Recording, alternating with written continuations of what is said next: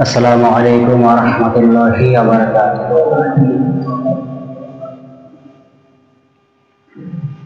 Alhamdulillah, alhamdulillah nahmaduhu wa nasta'inuhu wa nastaghfiruhu wa nastahdihi wa nu'minu bihi wa natawakkalu alayhi wa nashkuruhu wa la nakfuruh wa na'udzu billahi min shururi أنفسنا ومن سيئات أعمالنا من يهده الله فلا مضل له ومن يضلله فلا هادي له ونشهد أن لا إله إلا الله وحده لا شريك له وأشهد أن محمدا عبده ورسوله وعلى آله وأصحابه وسلم تسليما كثيرا كثيرا أرسل به الحق بشيرا ونذيرا وداعيا إلى الله بإذنه وسراجا منيرا أما بعد فقد قال الله تعالى في شان كلامه المجيد والفرقان الحميد সবাই আমার সাথে বলুন আউযু বিল্লাহি মিনাশ শাইতানির রাজিম بسم الله الرحمن الرحيم وإنك لعلى خلق عظيم صدق الله العظيم وصدق رسوله النبي الكريم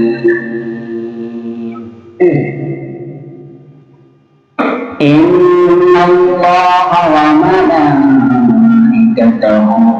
ويصلون على النبي يا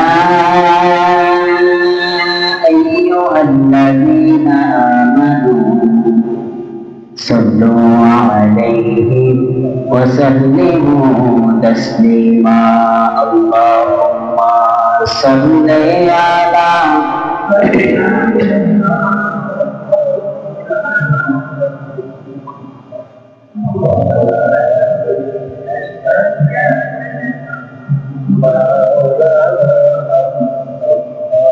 اللهم صل على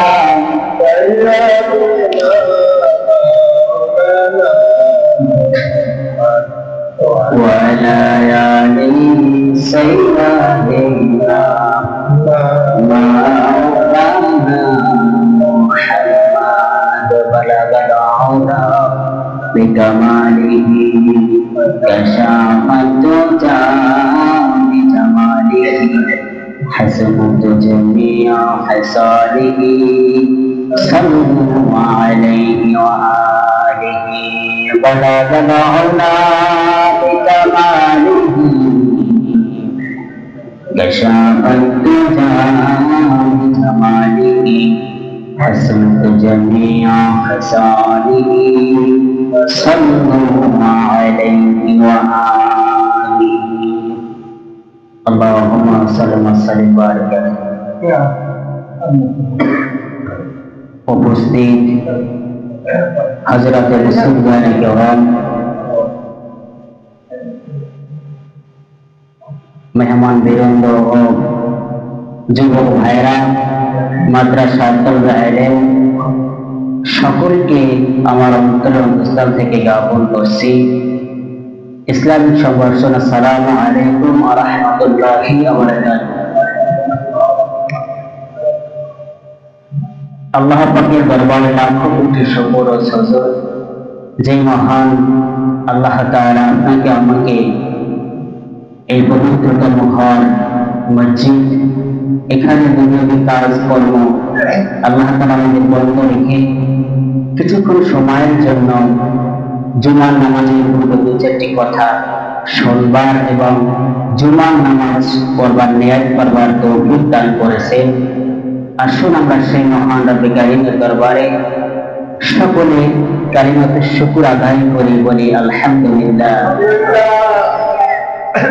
আর জোরে বলি আলহামদুলিল্লাহ।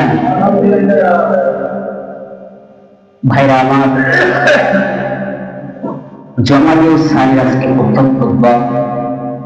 আজকে আমরা কথা শুনব সৎ চরিত্র। তো এই চরিত্র, এই বিষয় সম্পর্কে খুবই একটি গুরুত্বপূর্ণ বিষয়, যা এখন আমাদের সমাজে মানুষ হারিয়ে ফেলছে আস্তে আস্তে। এই চরিত্রটা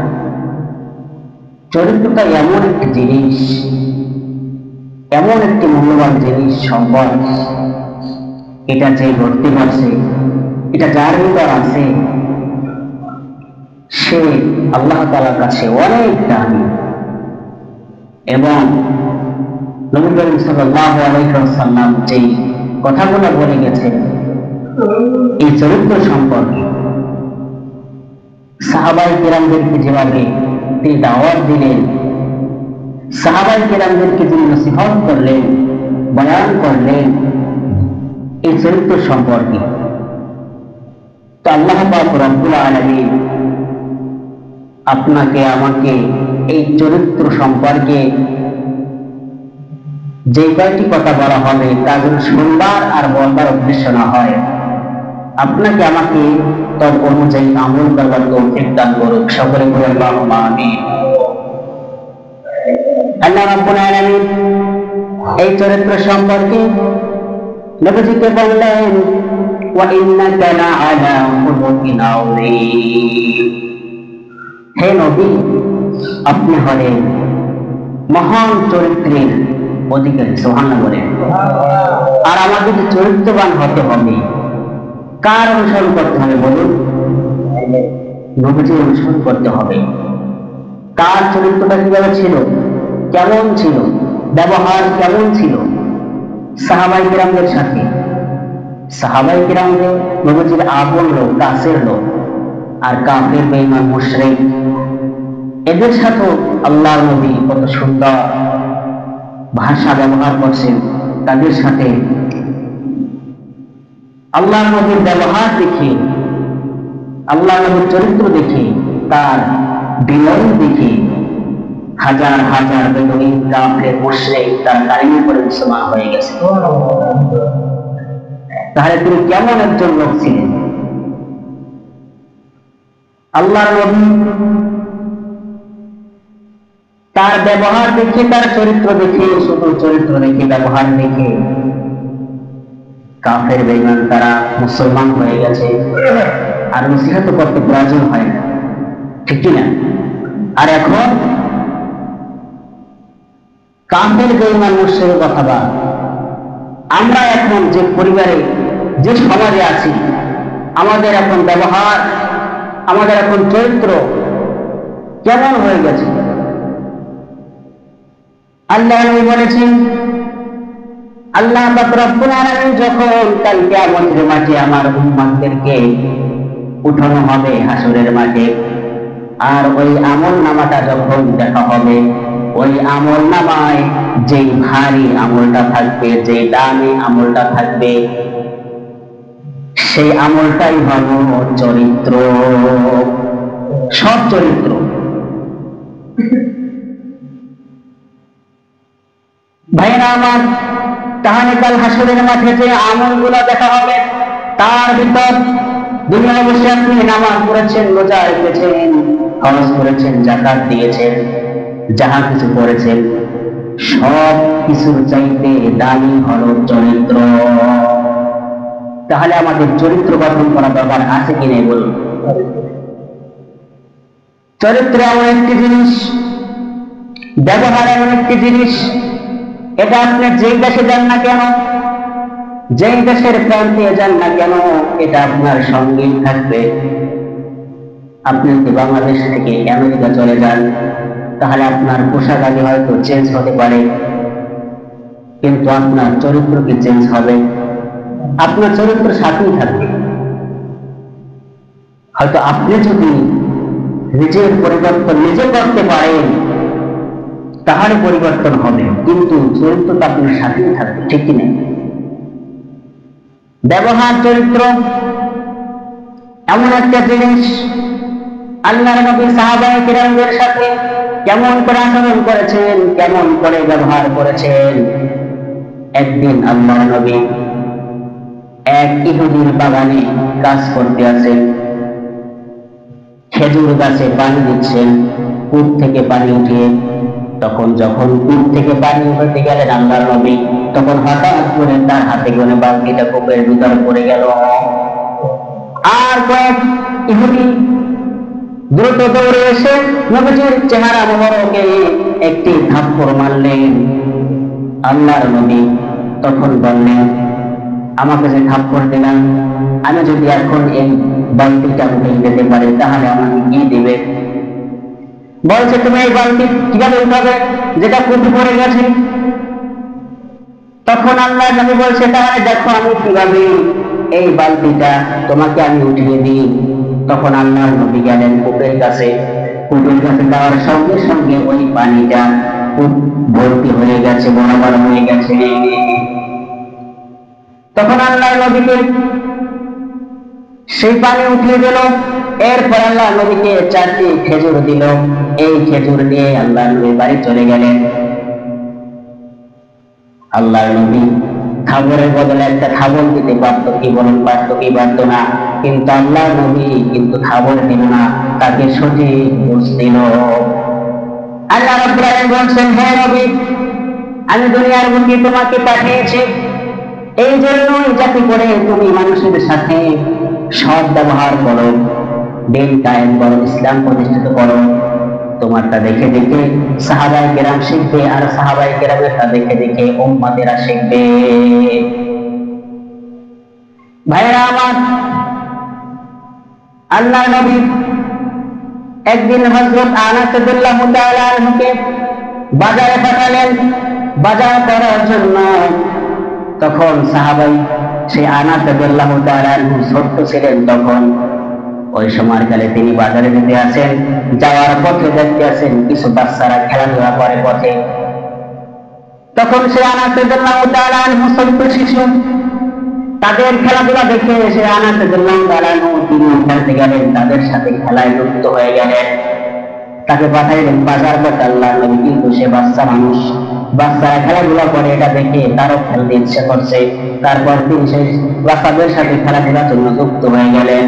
খেলতে খেলতে প্রায় দুপুর পার হয়ে গেছে।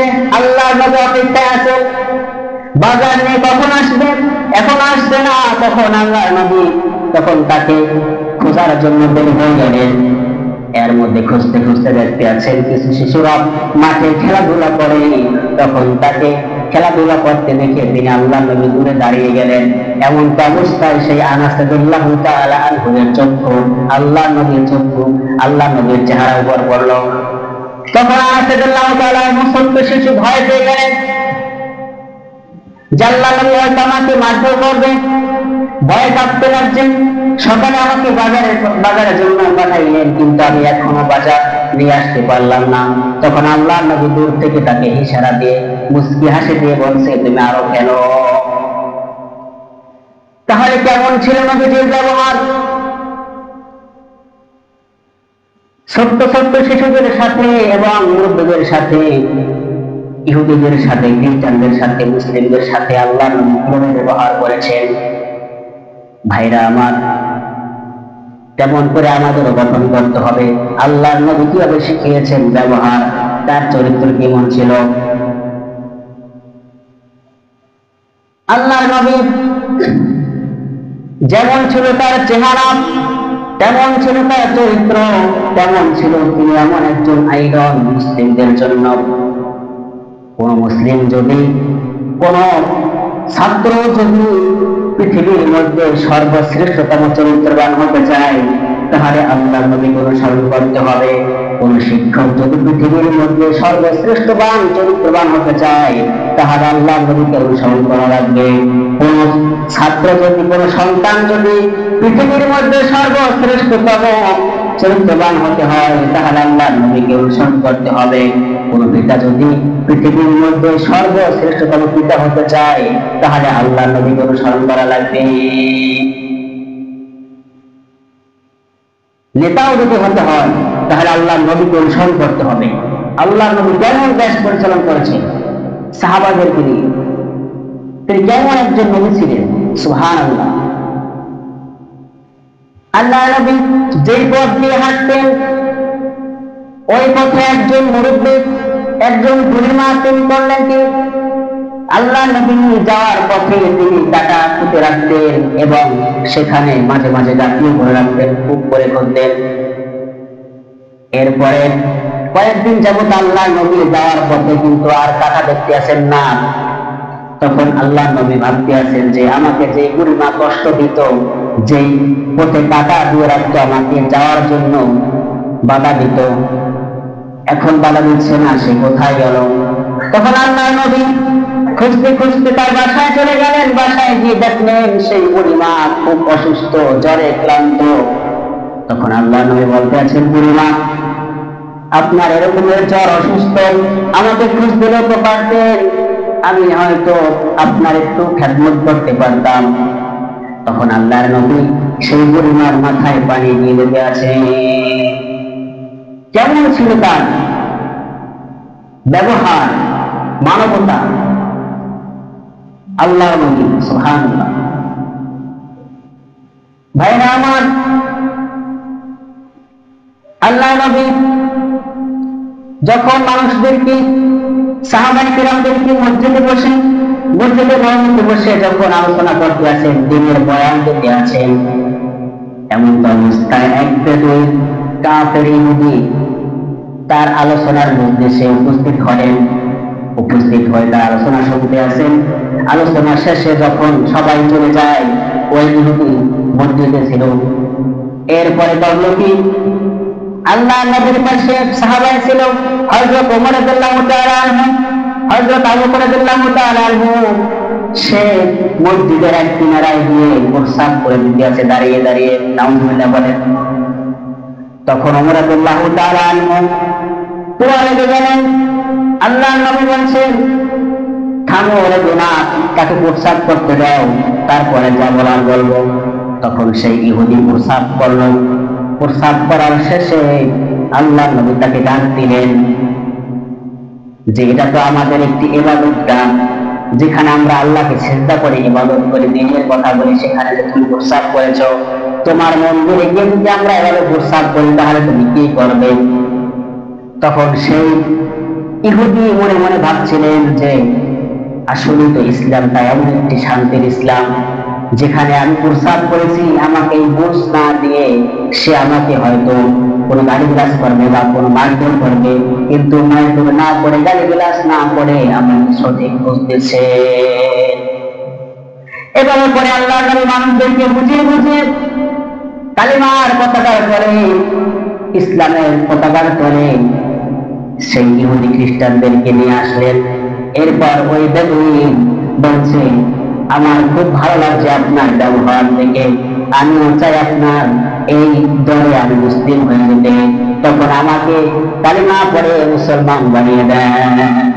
তখন ওই ব্যক্তি মুসলমান হয়ে গেলেন আল্লাহ নবীর ব্যবহার দেখে, সুবহানাল্লাহ বলেন। তাহলে বলেন আমাদের সেই রকমের ব্যবহার করা দরকার আছে কি নাই বলুন? বর্তমান সমাজে মানুষ রেগে গেলে কেমন হয়ে যায় আমরা? হয়তো আমাদের হাতের কাছে কোনো দামি জিনিস থাকলে, মোবাইল বা কোনো দামি জিনিস থাকলে, সেটাকে একটা আসার মেরে ফেলি। কিন্তু না, যখন যে শক্তি ক্লিয়ার হয় তখন আমরা বুঝি যে আসলে এটা ভুল করেছি। কথা বল ঠিক কিনা? রাগ মানুষের জীবন থেকে কিছু না কিছু নিয়ে যায়। রাগ এমন একটি জিনিস, আর রাগ মানুষের জেহেন ক্ষতি করে, মস্তিষ্ক নষ্ট করে, মুখস্থ থাকে না রাগ হয়ে গেলে। কাজে মানুষ রেগে গেলে কি করবে আল্লাহ নবী শিখিয়ে দিলেন, আউযু বিল্লাহি মিনাশ শাইতানির রাজিম, এটা করলে রাগ চলে যায়। না হয় তুমি উঁচু করে নাও, তারপর যদি রাগ না কমে তাহলে তুমি মাটিতে শুয়ে যাও, তারপরে যদি রাগ না কমে তাহলে তুমি চুপ হয়ে যাও। আল্লাহ নবী আমাদের শিখিয়েছেন। আমাদের কম বেশি সবাই রাগ আছে, ঠিক কিনা? আছে কি নাই? রাগ এমন কোন মানুষ নাই যে রাগ নাই। কাজী রাগ আমাদেরকে নিয়ন্ত্রণ রাখতে হবে। এই চরিত্র এমন একটি জিনিস যেটা কোরআনে কারিমে এসেছে, হাসরের মাঠে যত নেকি হবে সব নেকির চাইতে এই চরিত্র আর এই ব্যবহার, মানুষের সাথে ভালো ব্যবহার করা, এটা ভারী একটি আমল হবে, সব চাইতে ভারী একটি আমল। ভাইরা আমার, আল্লাহ পাক রব্বুল আলামিন আমাদের এই নবীজির চরিত্র অনুযায়ী সাহাবায়ে কেরামের চরিত্রের জীবন গঠন করার তৌফিক দান করুন, সকলে আল্লাহুম্মা আমিন। এবং আমরা যাতে করে সৎ চরিত্রবান হতে পারি, সাহাবায়ে কেরামের জীবনীগুলো, আল্লাহর নবীর জীবনীগুলো আমাদের জীবনে বাস্তবায়ন করতে পারি। আল্লাহ তাআলা আমাদের সকলকে তৌফিক দান করুন, সকলে আল্লাহুম্মা আমিন।